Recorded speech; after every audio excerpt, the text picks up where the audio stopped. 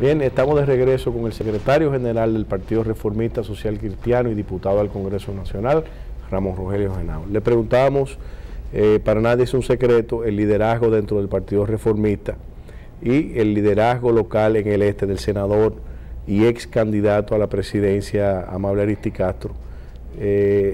Este asunto que se le ha presentado con el Procurador General de la República, ¿qué opinión le merece?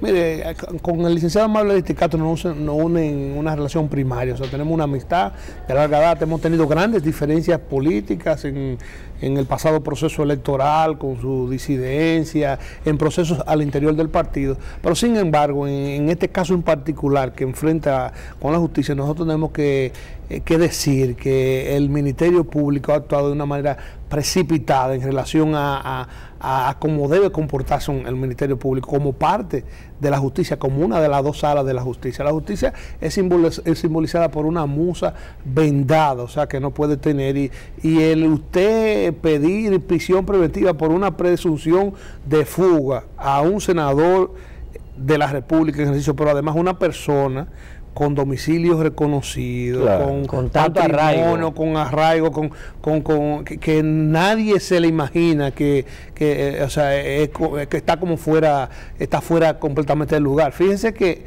lo que fueron en el pasado los más críticos de la figura típica, ¿verdad?, de Amable Ariztí Castro, que es un político con condiciones particulares, o sea, con un estilo propio, han coincidido en decir que como que no se corresponde con esa acción. La justicia tiene que actuar frente a los ciudadanos con una equidad, o sea, con un trato igualitario y con fundamento. Entonces, definitivamente, a mi entender, Miguel, y me disculpa, es semejante disparate por parte del Procurador General. Así es, hay quienes dicen que a Amable le están pasando factura por no haber apoyado la candidatura del PLD.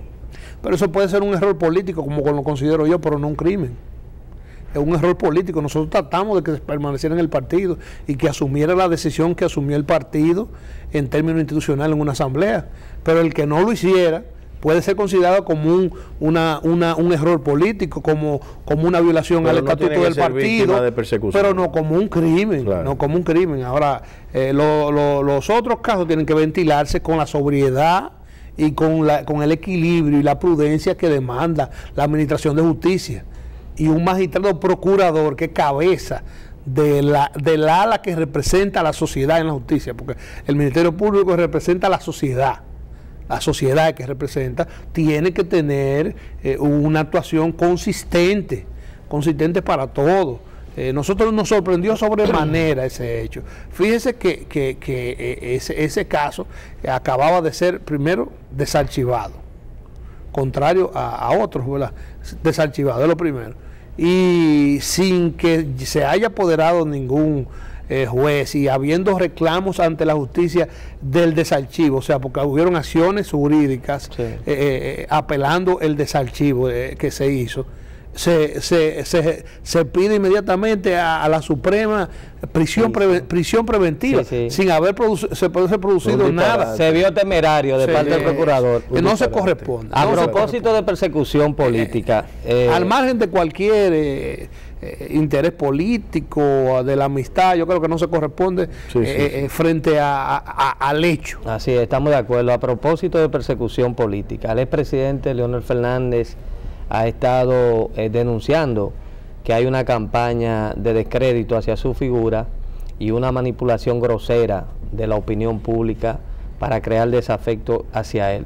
Nosotros queremos conocer su opinión sobre ese caso. Mira, en la República Dominicana, y de manera especial la clase política dominicana, tienen que entender que el proceso electoral concluyó el 20 de mayo y que se estableció un ganador que fue proclamado, que juró el 16 de agosto y que está ejerciendo un gobierno, y que el otro turno electoral es en el 2016.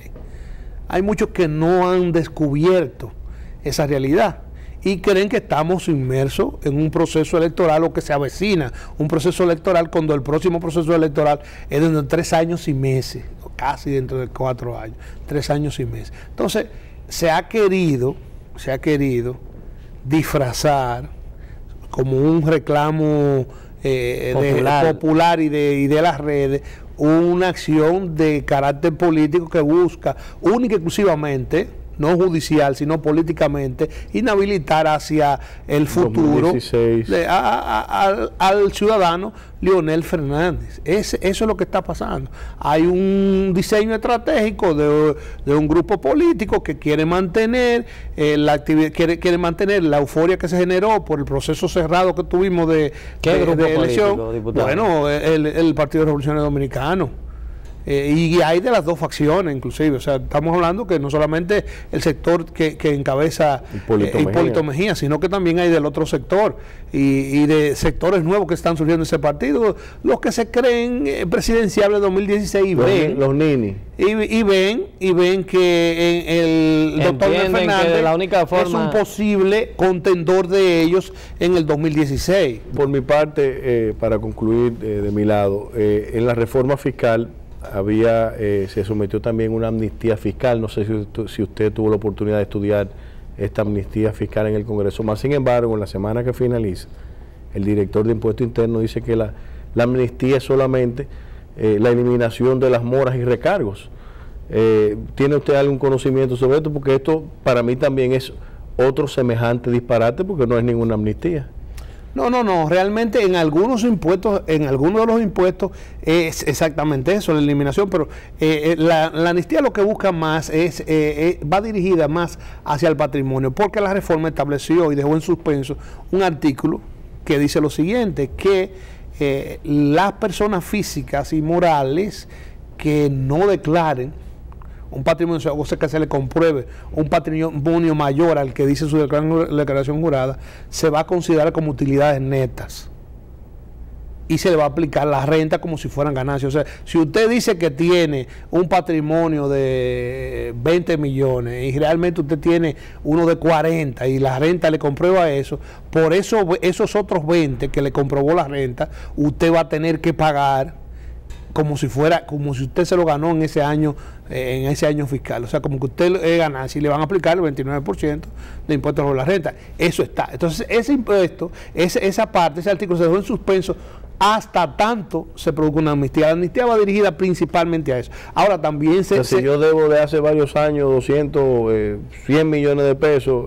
No, hay para muchos impuestos que completa, que es total. Mora y recargo. Mora y recargo y otros impuestos. Pero eso se lo quitan a cualquiera en cualquier momento que vaya con los cuartos uno arriba de otro. A Ariel le preocupa mucho ese tema, parece que no anda claro. Me preocupa porque hay una cosita por ahí.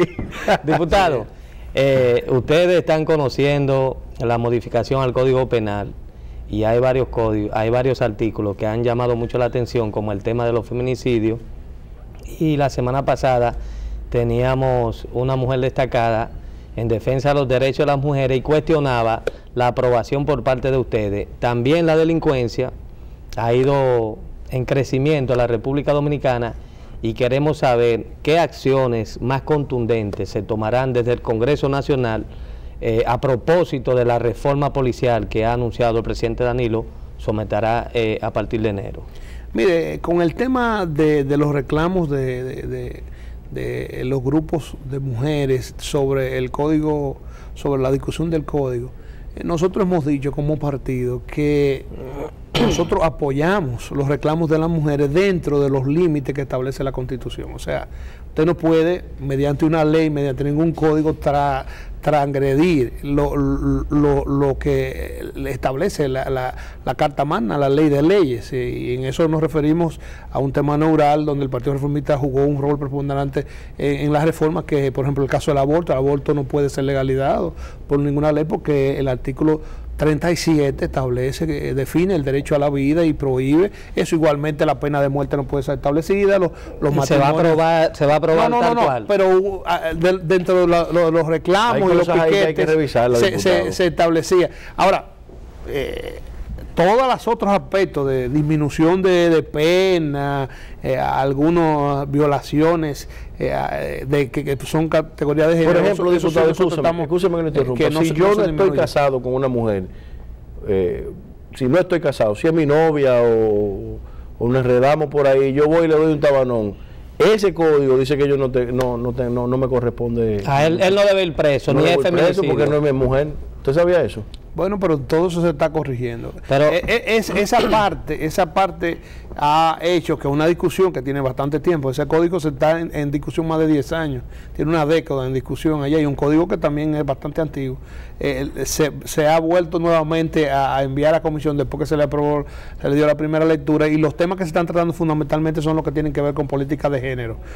Por la preeminencia que tiene el tema ahora y la importancia de garantizar las conquistas de las mujeres que se han acumulado y que son parte inclusive del lenguaje constitucional. Uno de las variaciones al texto constitucional que se incorporó en la reforma del 2010, que cumplirá 2 años ahora, precisamente con el bicentenario del natalicio de Juan Pablo Duarte, nuestra constitución cumplirá 2 años de proclamada, fue incorporar el lenguaje sexista, dándole igualdad en lo que es el texto constitucional a las mujeres, los términos sexistas, para que tenga ese lenguaje también. Y esas conquistas que han logrado las mujeres son muy celosas con ella, y han logrado, por ejemplo, que se establezca una diferenciación, una diferenciación, aunque sea de nomenclatura, en el homicidio, pero dice feminicidio, que es un homicidio de una mujer. Pero hay que ponerle atención a esos reclamos, diputado. Ha sido muy interesante la conversación con usted, pero usted sabe que el tiempo en televisión es corto y lamentablemente hemos llegado al final. Y a ustedes, amigos televidentes, será hasta una entrega más de su programa Panorama Semanal.